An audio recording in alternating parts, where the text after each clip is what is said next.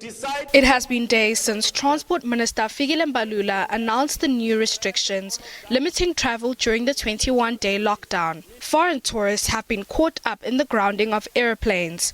Some have taken to social media to detail their attempts to return home and the type of assistance they're getting from their governments. Matthew McCarthy is from Ireland but works and lives in Dubai. He had been scheduled to leave South Africa before the lockdown was announced, but had been halted by a similar lockdown in place in the United Emirates. We were due to fly back to the UAE on the 20th of March, but unfortunately the UAE imposed a lockdown on the 19th, and there was nobody allowed in or out, including residents, which really impacted us, but we can understand where they're coming from. They wanted to contain the virus.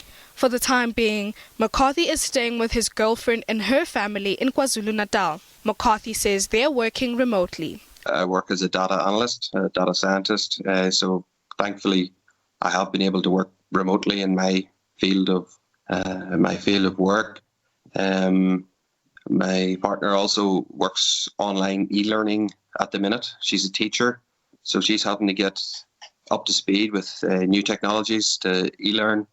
Stephen Burke from England is not so lucky.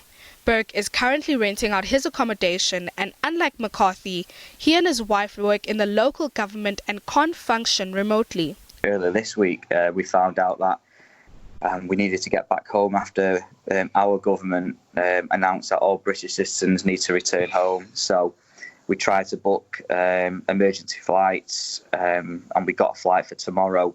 But obviously, since the government lockdown and quarantine of international tourists, we can't return home. Burke says they are also anxious and uncertain about the state of affairs in their home country. Earlier on this morning, I spoke to somebody, and she basically told me that we weren't covered for being quarantined during our stay, which was going to mean that we were going to have to kind of find the money through our, not paying our mortgage, and we don't know the situation back home, whether we'll have jobs to go back to.